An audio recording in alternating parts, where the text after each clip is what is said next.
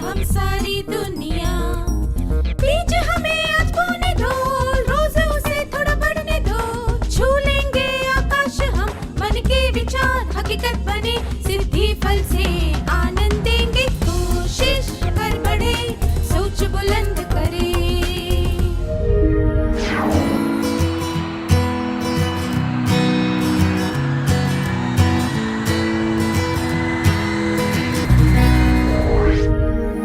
नमस्ते छात्रों, क्या आप सब मजे में हैं? अच्छी बात है। क्या हम आज के सत्र की शुरुआत एक खेल के साथ करें? मैं कुछ जानवरों के नाम लूंगी। जब मैं किसी पक्षी का नाम लूं, तो आपको अपने हाथ इस तरह हिलाते हुए कहना है उड़ उड़। याद रहे, आपको ये तभी कहना है जब किसी पक्षी का नाम लिया गया हो। उदाहरण के लिए, जब मैं कहूं तोता, तो आपको उड़ उड़ कहकर अपने हाथ हिलाने हैं। पर जब मैं हिरन कहूं, तो आपको ऐसा नहीं करना है। क्या आप समझ गए? जो लोग गलती करेंगे वे खेल से बाहर हो जाएंगे। क्या आप तैयार हैं? क्या हम शुरू करें?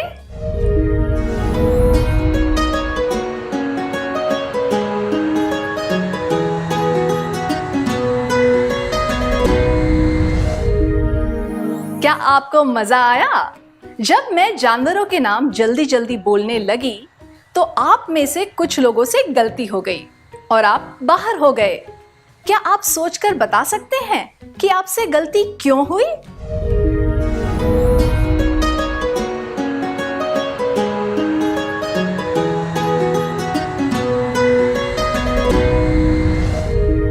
आपने कहा कि मैं बहुत जल्दी जल्दी शब्द बोल रही थी। आपको ढंग से सुनाई नहीं दिया और आपने ध्यान देकर सुना भी नहीं, इसलिए आप बाहर हो गए। अगर ऐसी बात है, तो आप में से कुछ लोग खेल के अंत तक बाहर क्यों नहीं हुए? क्योंकि वे छात्र ध्यान देकर सुन रहे थे, इसलिए वे अंत तक बाहर नहीं हुए। खेलते समय वे सतर्क थे और ध्यान से सुन रहे थे, इसलिए वे बिना गलती किए खेलते रहे, जबकि मैं जल्दी जल्दी शब्द बोल रही थी। तो हमने यह जाना कि अगर हम सक्रिय रूप से भाग लें, तो हम किसी भी काम में सफल हो सकते हैं। आइए साथ मिलकर कहें, अगर सक्रिय रूप से भाग लिया जाए, तो कोई भी काम सफल हो सकता है। आइए साथ मिलकर कहें, अगर सक्रिय रूप से भाग लिया जाए, तो कोई भी काम सफल हो सकता है। क्या हम एक और खेल खेलें? मैं चाहती हूं कि आप सब अपनी आंखें बंद कर लें। आप अपनी आंखें बंद रखेंगे और जब तक मैं ना कहूं, बिल्कुल बात नहीं करेंगे। आप तैयार हैं? अब ध्यान से सुनिए। जब तक मैं आपको आंखें खोलने के लिए ना कहूं, तब तक आप आंखें बंद रखेंगे और जो भी आवाजें सुनाई दे, उन पर ध्यान देंगे।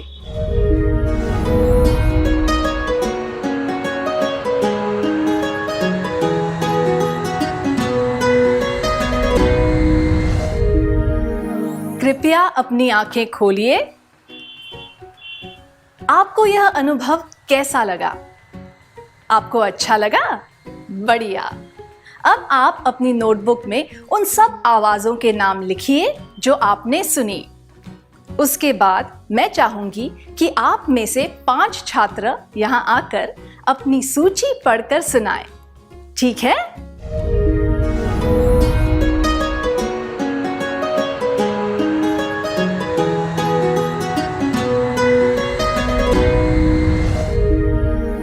क्या आपने एक रोचक बात पर ध्यान दिया?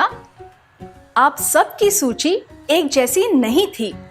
दूसरे शब्दों में कहें तो हम सब ने सारी आवाजों को ध्यान देकर नहीं सुना। हम सब ने वही आवाजें सुनी, पर हमें वे एक जैसी नहीं लगी। हमारे जवाब अलग अलग थे। आपको क्या लगता है, ऐसा क्यों होता है? यह इसलिए होता है क्योंकि हम जानी पहचानी आवाजों को पहले समझ जाते हैं, फिर हम उन आवाजों पर ध्यान देते हैं जो हमें सुनने में अच्छी लगती है। उसके बाद हम वे आवाजें सुनते हैं जो हमें ठीक लगती है। बाकी सब आवाजों को हम नापसंद कर देते हैं। इसलिए हमें जितनी भी आवाजें सुनाई देती हैं, हम उन सब पर ध्यान नहीं दे पाते।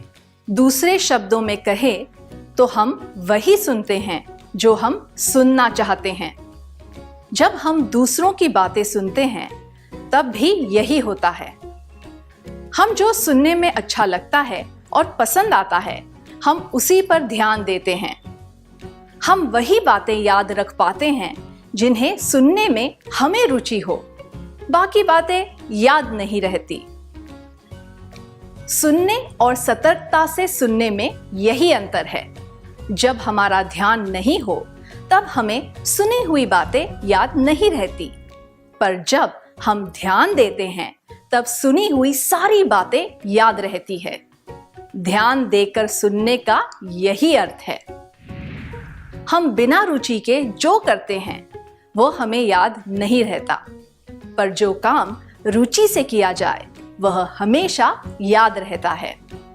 आइए साथ मिलकर कहें, हम बिना रुचि के जो करते हैं वो हमें याद नहीं रहता, पर जो काम रुचि से किए जाए वे हमेशा याद रहते हैं। हमने देखा कि सुनने और सतर्कता से सुनने के बीच में क्या अंतर है। अब हम देखेंगे कि हमें सतर्कता से क्यों सुनना चाहिए। अब हम एक खेल खेलेंगे। इसका नाम है संदेश पहुंचाओ। मुझे 5 छात्र चाहिए। कृपया स्वेच्छा से आगे आ जाए। आप में से 4 छात्र इस कमरे के 4 कोनों में खड़े होंगे। 5वां छात्र शिक्षिका की मेज पर रखा कागज उठाएगा और उसमें लिखा संदेश मन में पढ़ेगा। फिर वह छात्र उस संदेश को चारों में से किसी एक छात्र के कान में कहेगा। इसी तरह दूसरा छात्र तीसरे के कान में वह संदेश कहेगा और तीसरा छात्र चौथे के। अब चौथे छात्र को वह संदेश मेज के पास खड़े 5वें छात्र को कान में कहना है। दूसरे शब्दों में कहे तो संदेश उसी छात्र के पास पहुंच जाएगा जहां से शुरू हुआ था। क्या हम खेल खेलने के लिए तैयार हैं?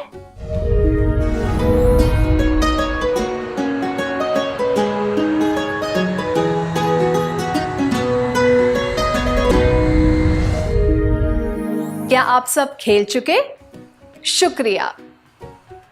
मेज के पास जो 5वां छात्र खड़ा है वह सबको बताएगा कि चौथे छात्र ने उसके कान में क्या कहा।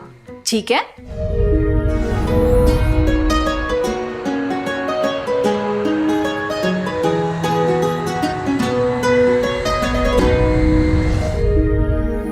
सभी छात्रों का धन्यवाद। कागज में यह संदेश लिखा था, जयपुर राजस्थान में है और उदयपुर भी, पर जौनपुर उत्तर प्रदेश में है, जो कि जयपुर से काफी दूर है।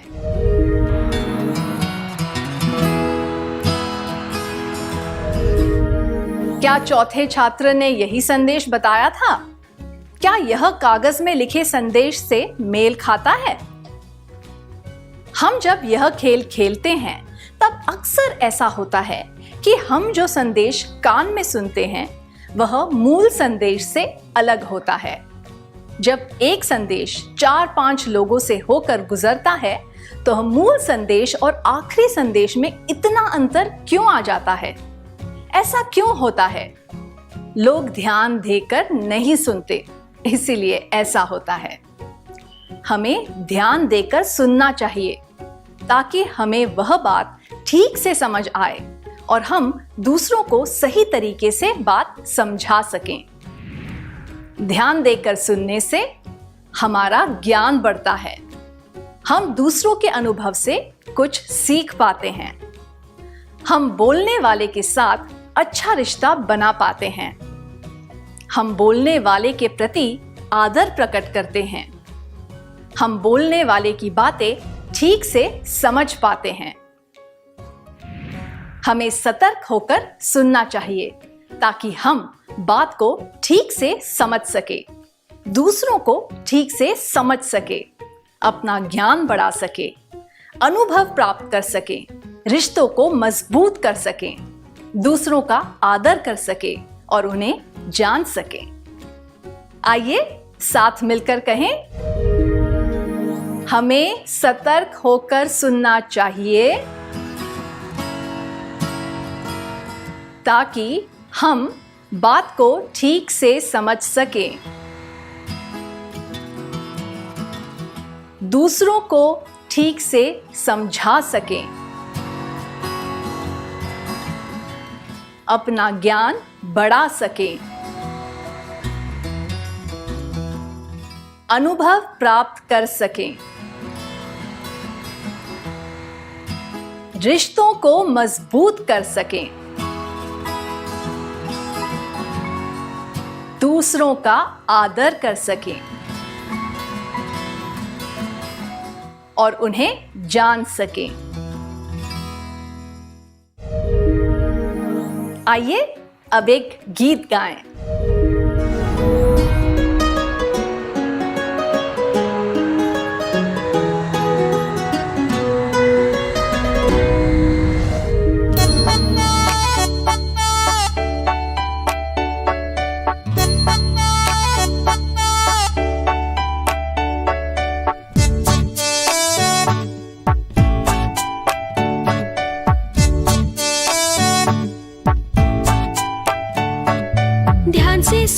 ध्यान से सुन, हर एक ध्वनि को ध्यान से सुन, ध्यान से सुन, ध्यान से सुन, हर एक ध्वनि को ध्यान से सुन। समझना है हर एक विचार को, जाननी है इच्छा सबकी, समझना है हर एक विचार को, जाननी है इच्छा सबकी। ध्यान से सुन, ध्यान से सुन, हर एक ध्वनि को ध्यान से सुन, ध्यान से सुन, ध्यान से सुन, हर एक ध्वनि को ध्यान से सुन। याद सब रखने के लिए, भाषा सब जानने के लिए, याद सब रखने के लिए, भाषा सब जानने के लिए। ध्यान से सुन, ध्यान से सुन, हर एक ध्वनि को ध्यान से सुन, ध्यान से सुन, ध्यान से सुन, हर एक ध्वनि को ध्यान से सुन। दोस्ती रिश्ते और बढ़े, प्रेम भाव और बढ़े, दोस्ती रिश्ते और बढ़े, प्रेम भाव और बढ़े। ध्यान से सुन, ध्यान से सुन, हर एक ध्वनि को ध्यान से सुन, ध्यान से सुन, ध्यान से सुन, हर एक ध्वनि को ध्यान से सुन।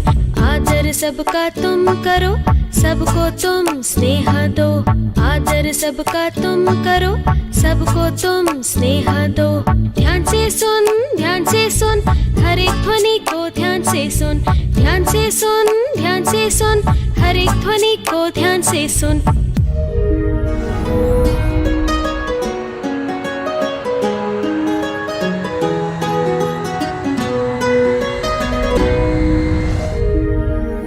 इस गीत से हमें क्या संदेश मिलता है? इससे हमें यह संदेश मिलता है कि हमें ध्यान से सुनना चाहिए, हमें बोलने वाले की आवाज पर ध्यान देना चाहिए, हर एक शब्द को ठीक से सुनना चाहिए और उसकी भावनाओं को समझना चाहिए। जब हम सतर्कता से सुनते हैं तो हमारा ज्ञान बढ़ता है और दूसरों के साथ हमारे रिश्ते मजबूत होते हैं, क्योंकि हम उनकी बातों पर ध्यान देकर उनके प्रति आदर प्रकट करते हैं। इस गीत से हमें ये सब बातें पता चलती हैं। आइए कुछ उदाहरणों द्वारा हम इन बातों के बारे में और जानने की कोशिश करें। आप अलग अलग कामों के लिए रोज कई लोगों की बातें सुनते हैं। आप किसकी बात को पूरा ध्यान देकर सुनते हैं? ऐसे एक दो व्यक्तियों के बारे में सोचने के लिए मैं आपको कुछ समय दूंगी। वह व्यक्ति आपके परिवार का सदस्य हो सकता है, कोई दोस्त हो सकता है या फिर कोई पड़ोसी। इसके बाद आप में से 2 या 3 लोग आकर कक्षा के सामने उस व्यक्ति के बारे में बता सकते हैं।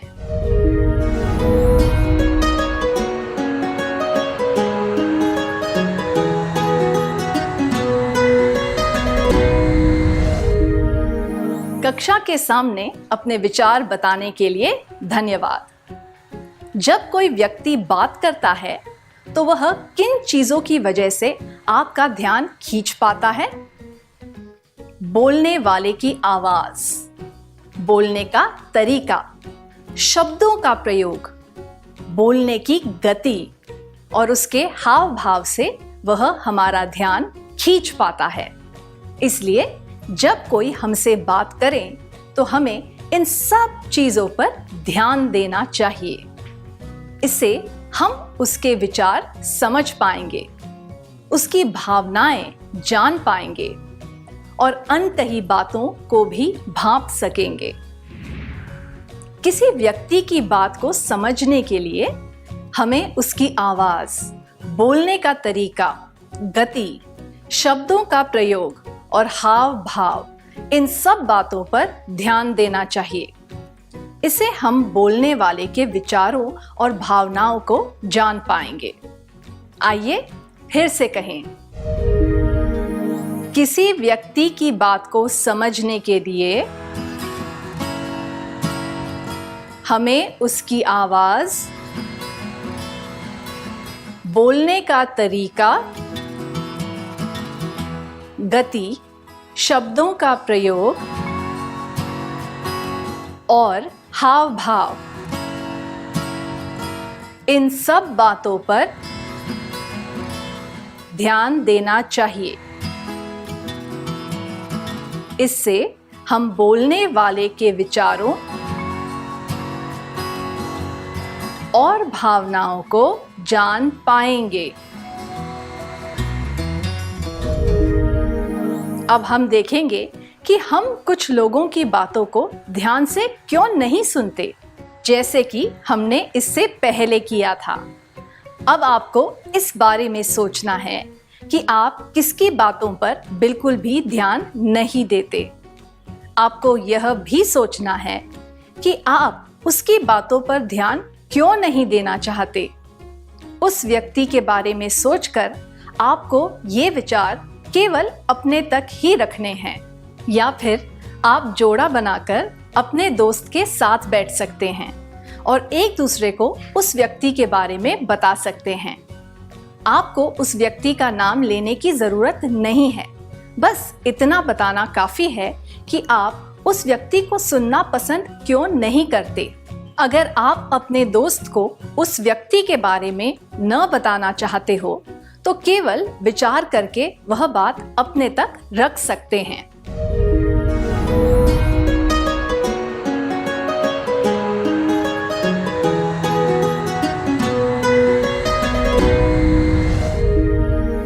इस बारे में विचार करने या बताने के लिए शुक्रिया। क्या अब हम चर्चा करें कि हम कुछ लोगों को सुनना पसंद क्यों नहीं करते हैं?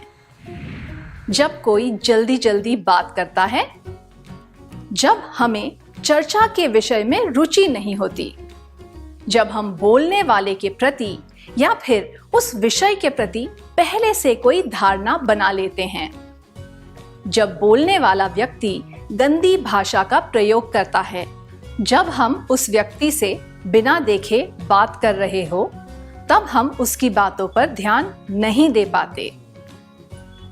हम किसी का दृष्टिकोण तभी समझ पाते हैं जब हम उसकी बातें ध्यान से सुनते हैं। हमें बोलने वाले के प्रति कोई धारणा न बनाते हुए केवल चर्चा के विषय पर ध्यान देना चाहिए। तभी हम सारे दृष्टिकोण जान पाएंगे और विषय के महत्व को समझ पाएंगे। हमारा ध्यान चर्चा के विषय पर होना चाहिए, बोलने वाले के बारे में जो हमारी राय है उस पर नहीं। आइए साथ मिलकर कहें, हमारा ध्यान चर्चा के विषय पर होना चाहिए। बोलने वाले के बारे में जो हमारी राय है उस पर नहीं। अब तक हमने देखा कि सुनने का महत्व क्या होता है, सुनने और सतर्कता से सुनने में क्या अंतर होता है, हमें ध्यान देकर क्यों सुनना चाहिए और किन बातों पर गौर करना चाहिए। आइए अब जानें कि हमें ध्यान किस तरह से देना चाहिए।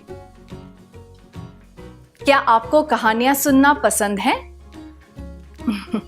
बहुत पसंद है। ये तो बड़ी अच्छी बात है। अगर कोई आपको कहानी सुना रहा हो तो आप उस व्यक्ति को कैसे बताएंगे कि आप ध्यान से सुन रहे हैं? आप जोड़ियों में बैठ सकते हैं। आप में से एक व्यक्ति को संक्षिप्त में किसी फिल्म की कहानी अपने दोस्त को बतानी है जो फिल्म आपके दोस्त ने ना देखी हो। ऐसा करने में आपको करीब 3 मिनट का समय लगना चाहिए।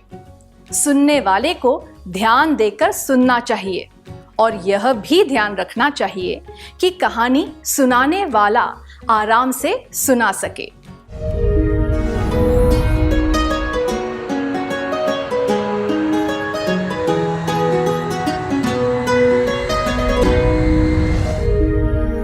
क्या आपको कहानी सुनने में मजा आया?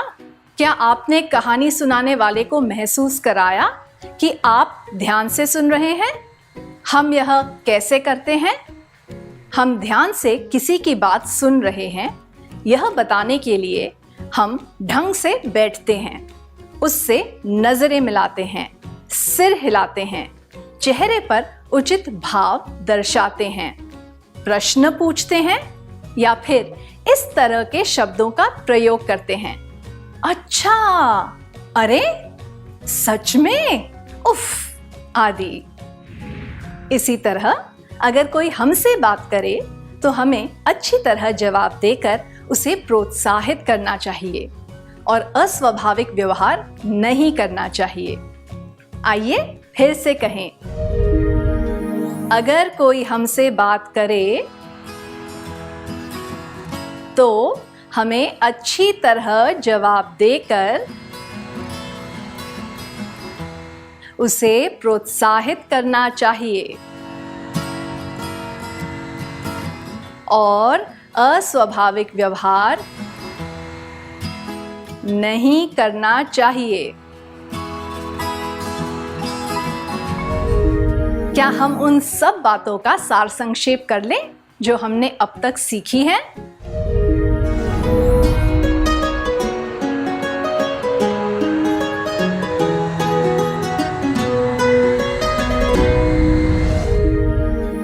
जब हम ध्यान देकर काम करते हैं तो सारे काम हो जाते हैं। उसी तरह जब हम ध्यान देकर सुनते हैं तो सारी बातें याद रहती हैं। हमें सतर्क होकर सुनना चाहिए ताकि हम बात को ठीक से समझ सकें, दूसरों को ठीक से समझा सकें, अपना ज्ञान बढ़ा सकें, अनुभव प्राप्त कर सकें, रिश्तों को मजबूत कर सकें, दूसरों का आदर कर सकें और उन्हें जान सकें। किसी व्यक्ति की बात को समझने के लिए हमें उसकी आवाज, बोलने का तरीका, गति, शब्दों का प्रयोग और हाव भाव, इन सब बातों पर ध्यान देना चाहिए। इससे हम बोलने वाले के विचारों और भावनाओं को जान पाएंगे। हमारा ध्यान चर्चा के विषय पर होना चाहिए, बोलने वाले के बारे में जो हमारी राय है उस पर नहीं। अगर कोई हमसे बात करे तो हमें अच्छी तरह जवाब देकर उसे प्रोत्साहित करना चाहिए और अस्वाभाविक व्यवहार नहीं करना चाहिए। छात्रों, आप सब ने बहुत बढ़िया किया। सभी बातों का सार संक्षेप करने के लिए धन्यवाद।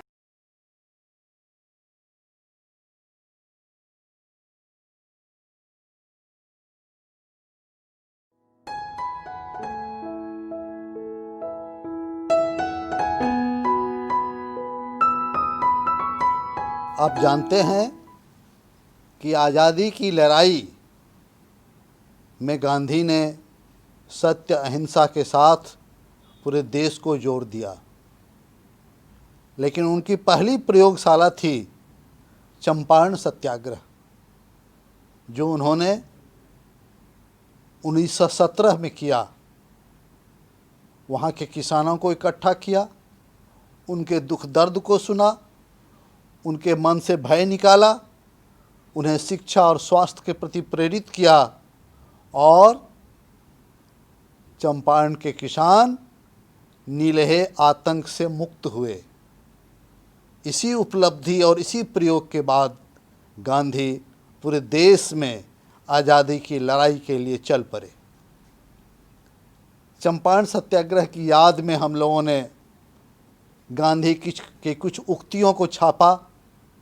बिहार सरकार के सौजन्य से साक्षरता कार्यकर्ताओं की मदद से 1.5 करोड़ परिवारों तक उनकी उक्तियां पहुंचाई गई। लोगों ने बड़े सम्मान के साथ उसको पढ़ा। कई लोगों ने मढ़वा करके उसके घर में टांगा मुख्य स्थान पर, और वे गांधी को इस रूप में याद करके प्रफुल्लित हुए और अपने जीवन में सुकून महसूस किया। आज मैं गांधी की उन्हीं कुछ उक्तियों को आपके समक्ष रख रहा हूँ, जो आज भी हमारे और आपके लिए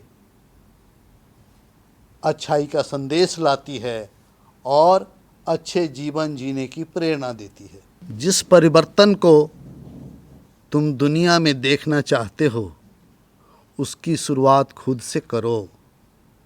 थोड़ा सा अभ्यास बहुत सारे उपदेशों से बेहतर होता है। चलो सुबह का पहला काम ये करें कि संकल्प करें, मैं दुनिया में किसी से डरूंगा नहीं, मैं केवल भगवान से डरूंगा। मैं किसी के प्रति बुरा भाव न रखूंगा, मैं किसी के अन्याय के समक्ष नहीं झुकूंगा, मैं असत्य को सत्य से जीतूंगा और असत्य का विरोध करते हुए सभी के कष्टों को सहने के लिए तैयार रहूंगा। मैं मरने को तैयार हूँ, लेकिन ऐसा कोई कारण नहीं कि किसी को मारने के लिए तैयार हूँ। आँख के बदले आँख पूरे विश्व को अंधा बना देगी। कमज़ोर कभी माफ़ नहीं कर सकता, माफ़ करना तो ताकतवर की विशेषता है। विश्वास को हमेशा तर्क से तौलना चाहिए। जब विश्वास अंधा हो जाता है तो वह मर जाता है। पृथ्वी सभी मनुष्यों की ज़रूरत पूरी करने के लिए पर्याप्त संसाधन प्रदान करती है, लेकिन लालच पूरी करने के लिए नहीं। आदमी की खुशी तो संतोष में है। जो असंतुष्ट है, उसके पास कितना भी कुछ हो, वह अपनी इच्छाओं का दास बना रहेगा।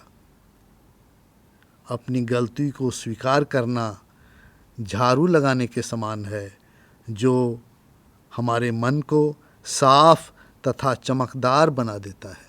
इंसान अक्सर वही बनता है जो वह अपने बारे में सोचता है।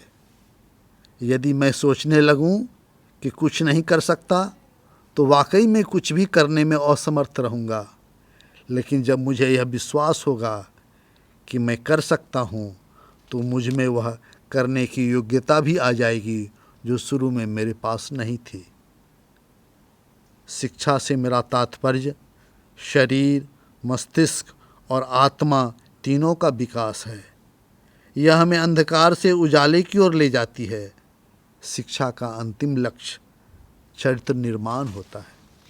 ये पृथ्वी, हवा, जल, जमीन हमारे ऊपर बच्चों का ऋण है। जिस रूप से हमें मिला है, कम से कम वैसा ही आगामी पीढ़ी को सौंपना चाहिए। शराब से शरीर नष्ट होता है और आत्मा भ्रष्ट होती है। इसका सेवन करने वाला इंसान हैवान हो जाता है। दहेज की शर्त रखना शिक्षा और देश को बदनाम करना ही नहीं है, यह तो स्त्री जाति का अपमान है।